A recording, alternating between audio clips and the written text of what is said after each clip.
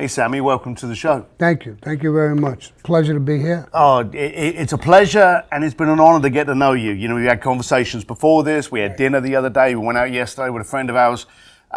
It's been really interesting to get to know you and understand your mindset. I want to jump in at the deep end. We've seen a lot of romanticism around the world of the mafia. It's probably the most secret society out there from all the movies and the TV shows. Is that what lured you in at a young age into that life? Well, in Bensonhurst, Brooklyn, where I grew up, it was saturated with the mafia. Every bar, every restaurant, no matter where you went, there was mafia people, and I grew up with that. It was an Italian Jewish neighborhood, dominantly Italian, and that's part of our culture. My father knew about it. He was a legitimate man.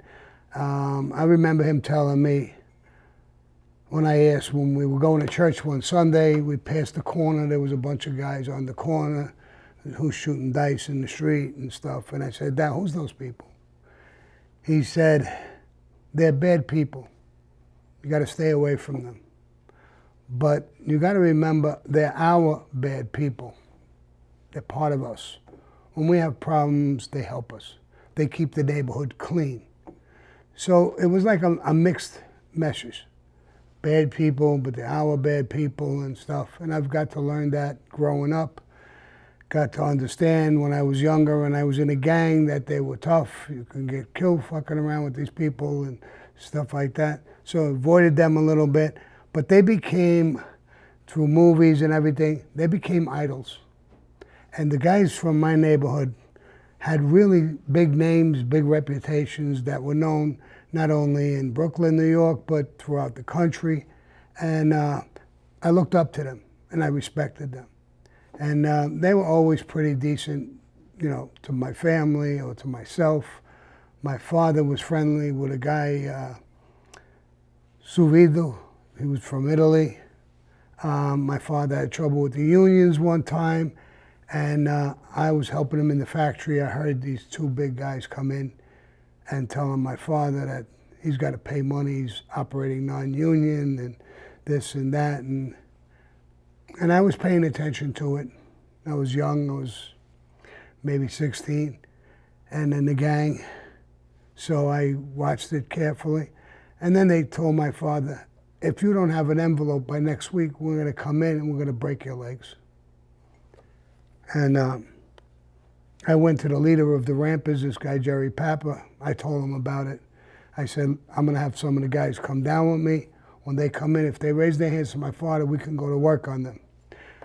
Jerry picked up his shirt and he had a gun. He said, here, take this. If they raise their hand, shoot them. Then give me a call, we'll get rid of the bodies. Now, I never killed somebody. I was young, and kind of shook me a little bit, but I was intent not having my father beat up by these guys. Sure. So I went there with a gun. And the next time they came in, I was ready.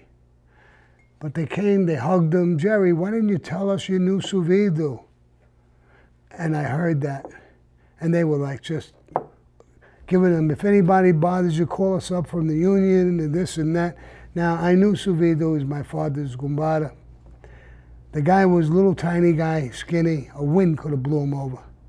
And it dawned on me, how could this little small guy intimidate these people? Why are they afraid of him? And I've come to know that he was made in Italy and made in the United States as well. It's actually two different things. But, and the fear of him, as small as he was, it was the fear of the mafia. And that backed these two big guys up.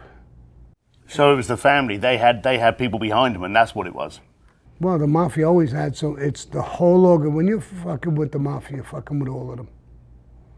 So, I mean, if you're an outsider and you're going against somebody in the mafia, any family, now you're going into thousands of people, could blow your head off. That's one of the points I want to kind of like fine tune on. You know, I did a lot of growing up in East London. I know a lot of people in New York. There's a respect. There's a fear, and then there's a respect. And there's both. They had both with them. But it's this respect that I want to focus on, because I think today, in today's economy, we're losing that a lot. You know, the thing that I knew and the thing that I recognized was there were people you messed with and there were people you didn't. Right. And in the neighborhoods, especially in Brooklyn and East London, the neighborhoods were safe if you paid attention and you paid respect to the people in that area. And I remember you saying that, you know, if in your neighborhood, if a guy's walking down the street and he's got his wife with him and there's a baby, that's safe in your neighborhood. Yeah. And there was a respect. It was made to. Today we've lost that. How did you gain the respect on top and away of the fear of, hey, if you don't do this, because that's intimidation. And I think intimidation and respect, they are different things. And I've seen you communicate. Absolutely.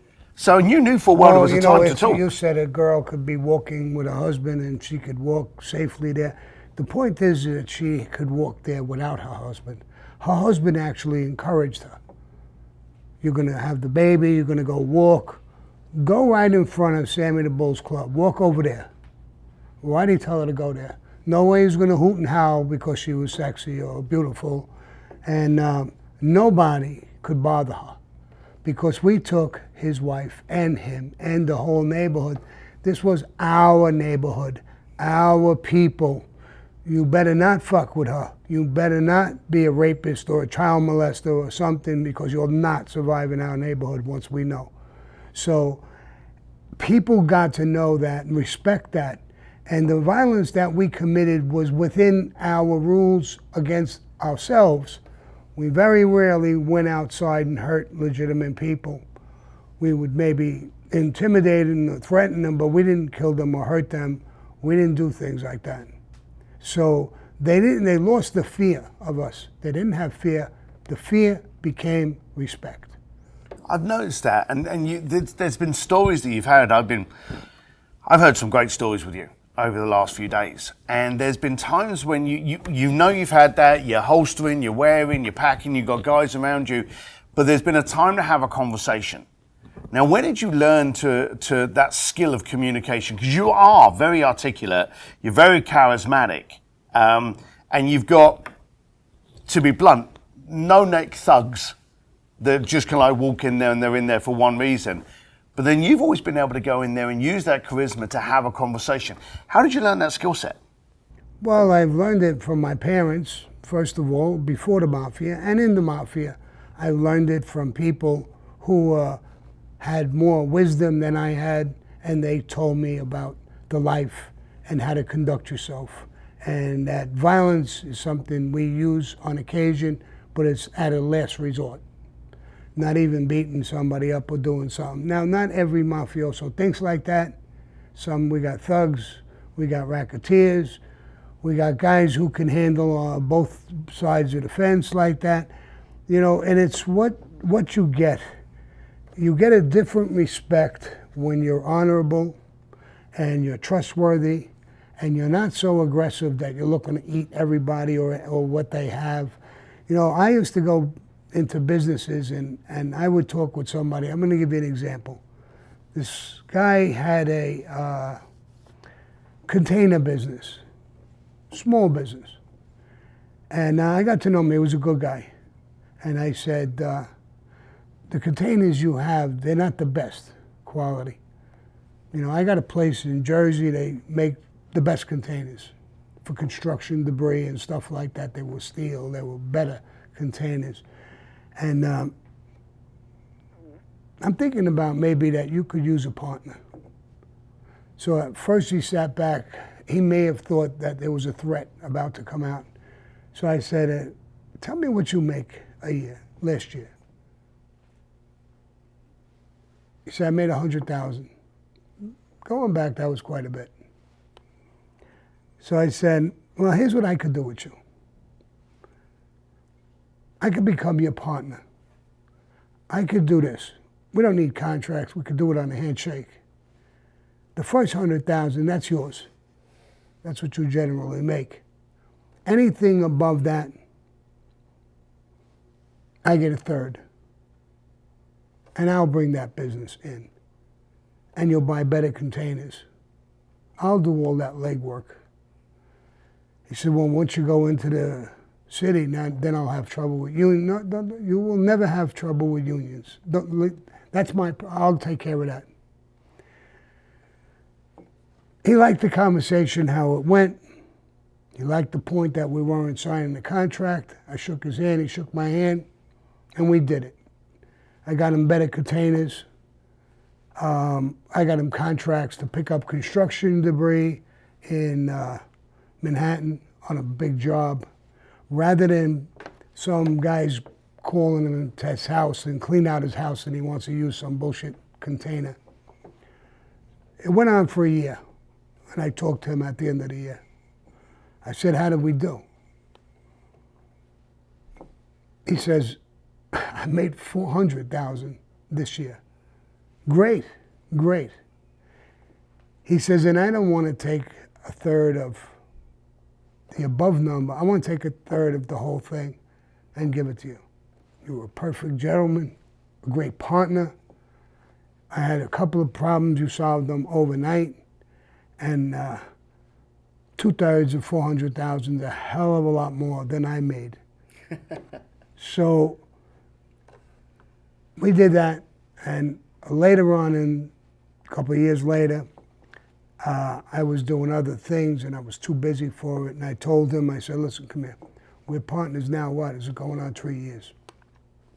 You were a great partner, and I earned with you. You listened, you were respectful, you're a good man. I put my hand out and I said, the business is yours now. I'm not your partner. I'm your friend. If you have a problem, you can call me. I'll resolve your problem with unions or any of that bullshit, or anybody wants to come and become your partner that you don't want. I'll be there for you. But you earned it. It's yours now. Enjoy the business. So when you conduct yourself like that, people will come around you in herds.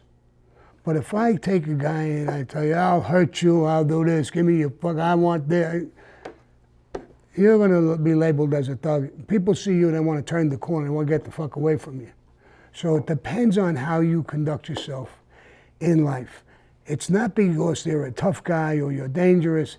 It's what kind of guy they could like or love or trust being in their business, inviting them over their house with their wife and kids, which he's done a number of times. I went over his house on a Sunday with him, not only his wife and his children, but his family, and I got to know the whole family. And it was like, hey, Sammy, shake hands. I was part of the family. So when you conduct yourself like that, the next guy is definitely not intimidated. So one only thing he thinks about with you is not being hurt or intimidated, is that he can make some money with you. He can solve some problems with you. Nobody, like with my father and Suvido, nobody could push on you. I'm Suvido now. But why is it such a stretch of the imagination now that people don't keep their word? Why is it kind of like, oh, you look at the mafia and, you know, we're looking at, and we're not trying to glorify it or romanticize it, but, you know, this is the mafia, but it takes an illegal operation to talk about being a man of your word, keeping your honor and respect. Why don't we see that in normal relationships? Well, you don't have the same fear factor, I guess. I don't need a contract. First of all, I don't want to have a contract with you because the next thing, my name is on your paperwork. You got the IRS, the government, everybody's bothering you. Understand that. So I want to stay away from that and let you have a free thing. But if you want to turn around and try to just cheat me, then you'd say, well, here's a little dangerous. Now I'm being a fucking jerk off to do what I'm doing, and maybe he won't hold back. So you have that fear factor maybe in it a little bit, and then you turn around if you're any kind of a man and say, well, he lived up to his word with everything. Why would I cheat him, or why would I do anything? So it has both. It starts off with the fear factor of the mafia itself, I guess, and you know, it doesn't hurt you to have that reputation or name or backing. So I think that opens the door, and then once they start to deal with you, it happens. Just like doing some of these interviews. You know, I guess when I first got out of prison, I mean, nobody wanted to sit with me and talk with me. Now there's people in herds who want to talk to me because they know I'm fair in the situation and I talk like a normal human being.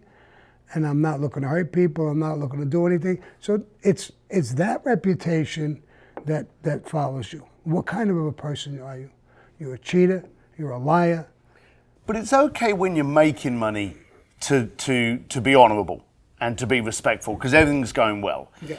But you were telling me about a situation with a Jewish partner that you had where it didn't. Right. But you saw long game potential. So tell us about that. Well, there was a Jewish guy who called me up. I knew him. We did some work together. And he says, I have a job, Sammy. I'd like to give you a piece of the job with me. A partnership. Small, not a major piece, but 10, 12, whatever it was. And I said, all right, we could do that. And he knew, he was wise enough to know his union problems or any kind of problems, I would be able to stop them. And I did have construction businesses that were able to do the work. I had a drywall company. I had 200 carpenters who were working for me. So I was able to go in and do the work successfully in a very quick manner. I mean, you can't get too many guys. And he called me up one time. He said, this week they're breaking my chops. I need about 20, 30 guys to come down and do what they want me to do before I can get in my next check and this and that and the other thing. So I went to the guy, I was partners with a guy named Joey Madonia. Joey, let's take some guys, pull them off of jobs, put 20 or 30 guys on his job right away. And we did. He was flabbergasted. How are you going to get 30 guys overnight to come in there and bang the job out and so he can get his payments? So this is, a way that I work my business. So I'm taking care of the street end. I'm taking care of what work I can do. Is drywall. I had plumbing companies. I had a few different kinds of companies. But we lost money. He called me up. He said, Sammy, the job was, they called it a bastard. Everything that could go wrong went wrong. So he said, we're going to take a beating. I was sitting with my brother-in-law, Eddie, and he was a May guy, and I was on speakerphone, and he said, we're going to take a beating. So I said, all right, how bad do you think it's going to be? My end. He said, Sammy, it could be 250,000. So I said, all right, let's get in there. Let's try and salvage some money. Let's, work hard, end the job. Maybe we could lower that number and we'll see what we're doing. Okay, Sammy, thanks. He hung up. So my brother-in-law said, you're not thinking of paying him? I said, why not? He said, well, he's a Jew and there's no contract. What is he going to do? He can't do nothing. No, it's true. He can't do nothing. But if I do that, who would ever go partners with me again? That'll be my reputation. He's there for the take, but for the loss, he's waving goodbye. Who's ever going to deal with me again? No, it's your choice. I know it's my choice. I'm just asking you a question. Your advice you're giving me. In other words, don't pay him. So I said, I appreciate your advice, but I paid him. And a couple of my guys thought it was pretty interesting. A couple of weeks, a month later, I got another job, a friend, a guy, another Jewish guy who's friends with him. And he says, I got a job. He says, Sammy, maybe I could talk to you about. So I said, sure. He says, I heard you were on that job. You took a pretty good beating. Yeah, we lost money. He said, I heard you lost like 350,000, you personally. I said, no, it was 246, 250,000, something like that. It wasn't that 350. He says, all right, I'd like to offer you a piece on my job. I think this is going to be a winner. I could use your talents. You can get the blueprints and bid the job, the drywall, and you're going to get it. And I took the job. And end result, long story short, we made $700,000 on that job. So I told my brother-in-law, see, now do you think they're friends? If I would have told him, nah, that's your loss, you think this guy would have called me and gave me a piece of his job? So you saw the long game in it. I saw the long game in it. I'm showing him the long game, but he's more of a swindler, so he wants to just, in and out. Now, you actually were the underboss, and this isn't revelation, it's all written out, it's all out there on the internet, and it's in your book, The Underboss. You were the underboss to John Gotti and the Gambino family, correct? Yes. In that society, the one thing you had to do was to keep your head down, your mouth shut, and keep out of the limelight. Yet you were dealing, your boss loved the limelight, loved the media. How did you respond to that? Well, I'll be honest with you, it wasn't just me. The whole family didn't like it. The whole mafia didn't like it. End result, when he got pinched with his tapes and all this bullshit, every boss got hurt. They made cases left and right. Now, there's another, a judge just did a book, and people are coming out with stories on the government end, and they saying in their stories that John, what he did, rubbing his finger in the government's eye. Yeah, Teflon Don. Motivated the whole government, the FBI, DEA, Marshals, New York State. They all joined together to attack not only him, but the whole mafia in New York. So his actions hurt every boss, every underboss, every consigliere, every family in New York. And as of today, that's a given fact. This is the government talking about it. They loved what he was doing. Right. Because he gave them the mafia on a silver platter. That wasn't the smartest thing. Now, you've come out of witness protection. You've served your time. You're now out there. I know you're working on movies. You're working on shorts. How are you now going from a career of being in the shadows to actually being in media now, doing podcasts, doing speaking engagements? How has that transition been for you to actually get into learning social, learning TikTok, learning Instagram, learning the modern day of distributing your message through multimedia platforms? Well, my son, I'll be honest with you, started the whole thing. My wife was doing some work and she said, Sammy, I got people who want to do a podcast. Would you help me? Would you talk about your story of life? And I said, I'll do whatever I could do to help you. And I started doing a podcast. My son put me on Instagram and Facebook, and then he put me on YouTube.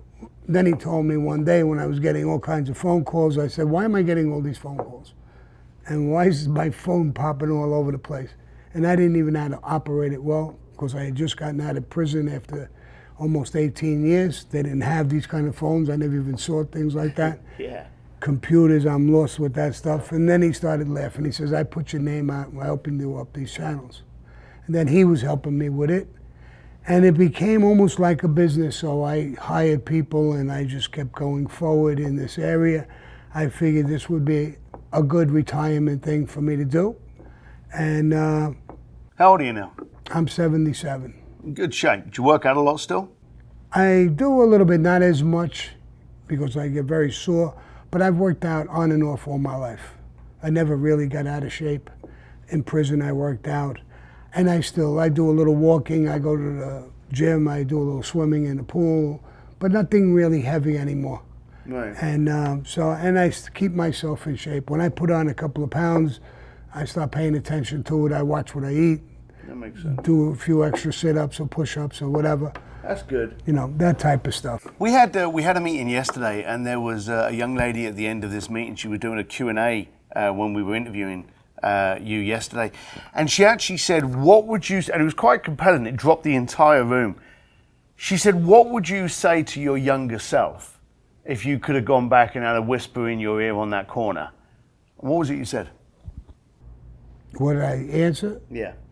I don't even remember what I said. She said, what would you say to yourself? And you said, don't do it. Don't do it. Right. I remember that answer. Yeah. That was that kind of. Now we had gone through. Do it. Yeah, we've got a lot of footage. There's going to be a lot of this on another podcast. But is there any part of that life, whether it be the clothes, the camaraderie, people having your back, the respect, the power, any parts of those things you miss? No, I don't need violence to have that power. I have it now. I'm dealing with it again, but I'm dealing with it in a legitimate way. I don't have to threaten people. I mean, I'm doing the same thing I did in business then. I'm doing it now. I'm living up to my word. I'm doing the right thing. I'm producing things. I'll show you. I'll give you an example. I was doing the podcast, and they gave me ear things and a microphone in my face, and there was no cameras, no video, no nothing. They said talk, and I did my first one like that. And I said, why isn't there a camera? Why aren't we videoing it? Well, they don't do podcasts like that. Good. I want a video. I want to do it differently. And I think I broke the ice with that because I started doing that with a video, and you could look back in time and see. And then I start saying, why isn't there music and sound in this thing? If this is a show, how come it's just drab me talking? Why isn't there sound and video on my podcast talking about my life? We don't do that. Yeah, but I want to do it. And we did it. So I've been like that all my life, and I'm doing that now. Now we're making shorts. You mentioned shorts. I'm making shorts. It's like a movie in itself, but they're in 10 or 12, 14-minute little clips, one after the other. And I saw a few of them, and it looked like a joke to me. And then I saw one that shocked me. There was people playing cards. This guy came into the game, and they don't know him, but they're dealing with him. And he brings up a story about he knows that they committed a robbery, and on the way out of the store, they bunk right into a 15-year-old kid, and they shoot him and kill him because maybe he'll be a witness. And this guy comes to the game, and he's talking to them. And he tells them about these three idiots who stuck up a store. And on the way out, they put a couple in his chest. A 15-year-old kid. Not even in the prime of his life yet. They took his life. So they did the score, so they're nervous. Like, well, who the fuck are you? He takes out a gun and he kills them all. And he does talking. So I saw this video and I said, this is great. It's a dark room. There's no set there. There's no nothing. It's just these people sitting at the table. Why can't we do something like that? So where did that creativity come from? Because we've spoken before, and you have an ability to look at something like any entrepreneur, which is exactly what you were. You look at it and you go, well, hang on a minute, how can we make that better? How can we do this? How can we add video? How can we add sound? You have this natural gravitation to change the way the norm's being done. Was that creativity always with you? No. When I went to prison, I had a lot of time to do, and I wanted to do something. I didn't want to do the same shit everybody's doing in prison. And a couple of friends I made there were doing artwork. I can't even draw a stick figure. So I said, how do you do that? It was all charcoal. And I watched them do it a couple of times. And one of my friends said, Sam, you want to try it? Yeah, I think I would like to try it. And he told me what to do and how to do it, and I tried to do it, and it was a little tough. It didn't look that good. And then I started practicing. And I got better and better. But I would get frustrated when I made a mistake and rip it up and throw it away. And they said, whoa, Sammy, don't do that. You're good. You got to the point where you got stuck. Stop. Don't rip it up. That's good work. Leave it alone and call us and we'll help you where you're stuck. So I always worked with somebody and had somebody come in and help me where I was stuck. And I started doing work. And the work was good. I did pictures of Al Capone, which I think you saw. I saw it yesterday, yeah. And I have a princess and stuff. I did a thing of Muhammad Ali. And I did it, and I couldn't get the hair for the life of me. I couldn't, a black man, I couldn't get the hair. So a guy says, here's how you do it, listen to me. He says, his whole head, get the black charcoal, do the whole thing black.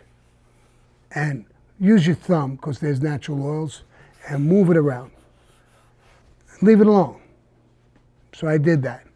Then he got me a sponge, small sponge. He dipped it in the water, squeezed it out, not dry, but it was still damp, and put it on his head. Don't press too hard, just a little bit of pressure. I did it. He showed me how to hold my hand. And then he said, now take it off lightly. I took it off, and it had all little like white spots. And it was perfect. It was looked like a short haircut on a black man. And that picture, I should have kept that one, but I didn't. It came out perfect. Really, it was, I think, one of the best ones I did. And a black friend of mine came to me and he said, Sammy, he says, my father loves him, Muhammad Ali. Could I buy this off you? I said, no, I don't think I want to sell it. And he was begging me for it. So I said, all right, you know what? Give me $25 and buy me some commissary, $25 worth of commissary. I'll give you a list. And I gave it to him. I made such a mistake because it was really, really that good. I mean, I could have probably made a bundle on it now knowing I came out and I'm doing all this and I'm selling pictures of some of my artwork. I lost that, but it was one of the best ones I did. But I was stuck in certain areas. Hair is a problem, doing fingers, certain things in the artwork. But I learned how to do the eyes, the nose, the lips, and after a while you get the knack for it. I'm hearing what you're saying, but I'm also hearing something else. In the stories that we've been chatting about, and learning about your past, learning about the gangs, learning about the mafia, learning about your crew, when you were giving us some of the experiences of, the hits and things that you had to get involved in, and now you're talking to me about your artwork. Every single one of those stories was, I had these people that had my back. I had this crew that looked, they went there, they helped me out with that, this guy helped me. You've always been a team player. There's a misconception that you are a lone wolf, you went out there on your own, and even when you were talking to me about some of the more colourful chapters of your life yesterday, you weren't alone. You had people that had your back, you had people that were driving. Was it innate in you from an early stage that, hey, you got to do more when you had people around you could trust? Oh, absolutely. I mean, and you need a team player. It's just like here. We could talk deaf, dumb, and blind, and we could do a great job. But him doing the recording, that guy over there doing the editing or the sound, I mean, they're part of us. They're part of our team. There's a team behind us, yeah. If they're not there, you don't see them, they're behind the camera, but if you don't have their greatness with us, then this is nothing. We can talk, you could hear it, but, so you always need a team. You always need people around you that are doing things, helping you with what you're doing. I'm going to give you an example. One time, like you said, well, how do you describe different people? How do you know if they're good people, bad people, or this, that, the other thing? And I was been blessed with a few things. I'll give you an example. One day, John Gotti was going to have a meeting with a guy, and it was a pretty important meeting. So I usually sit with the table, but I got up and I went get coffee in the other room. And I hear John calling me, Sammy, what? Come here. Sit over here next to me. All right. He says, I'm going to meet with this guy. Tell me what you think. Just watch the meeting. All right. So I sat there, had a cup of coffee, and he talked with the guy for about 15 or 20 minutes, maybe a little bit longer. And they said goodbye, and the guy got up and left. He said, what do you think? I said, there was parts of the conversation he was lying. How do you know he was lying? I said he was holding the table. His hand was comfortable. And You asked him a question. That question you asked him, he immediately moved, sat up straight, his eyes went low, and his hand, you could see the whites of the knuckles. He was squeezing that table at that question. He was super uncomfortable. He didn't like it. He had a little sweat starting to form between his nose and his lip. His jawbone was moving up and down. He's grinding his teeth. He was terrified of that question. And when you said, okay, that's good, and you went further, he started to relax. He was lying. You could tell sometimes with body language, looking in the guy's eyes. He's looking in your eyes, he's talking to you. All of a sudden, he's bowing his head and he's looking away. Now, that could be normal, but it depends on the question, and it depends on other reactions in his body. Where'd you fucking learn that? He told me. I says, I don't know, it's just part of life, dealing with people. John, I do sit-downs left and right. We're dealing with heavyweights, dangerous people, bosses and other things I'm sitting with. I have to read them. And they're good at lying, some of them. So I've developed this little knack about it. Every time I want to meet with somebody, get the fuck over here and sit at the table. Because we found out the guy was full of shit. All right, so you did. And yeah, and John said, Bo, anytime there was a meeting, hey, Sammy, come here, have a seat. That's good, that is good. Look. And I feel that I do interviews for jobs or something, and we ask questions. Richie, who's one of the people who's very close to me, and he asks questions, and I do the same thing. I look at the person and I can see the expressions, some of the answers, and the body language, and I determine because I don't know the person from a hole in the wall. Oh, yeah. So I kind of look at that. And in your past job, it could have risked you being hurt. Yeah, you got to know what you're talking about, when you're talking, and what they're thinking and stuff like that.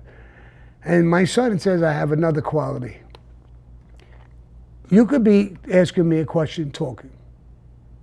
As I'm listening to you with this ear, I'm already on the other side of my brain thinking of the answer. So I could be quick with an answer, even though I don't know what you're going to ask me. And that's another quality I have, that I'm able to listen, try to, see what I think of that question and how I'm going to answer it and why I'm going to answer it. So I try to do that. It doesn't always work, but I try to do that as well.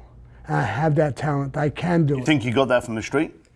I think so. I think that when you're in those kind of serious meetings where it's life and death and all kinds of shit, you got to pay attention to every word, every single thing when you're talking on that kind of level. I think that's fantastic. We've spent about 3 days together now, and it's been cool, and I'm hoping it's not the last. I've been impressed with the way you've been able to articulate what you learned from being part of a major organization, how you've been able to transfer that to entrepreneurs, and how you've been able to transfer it to business owners and communication. So I urge you to keep doing it. I urge anyone out there thinking of getting a very interesting speaker to reach out to you. But I'm very respectful of your time. I know you've got to go somewhere else. So, Sammy, thanks for spending the time with me. My pleasure. Look after yourself, pal. Stay tuned for the next one.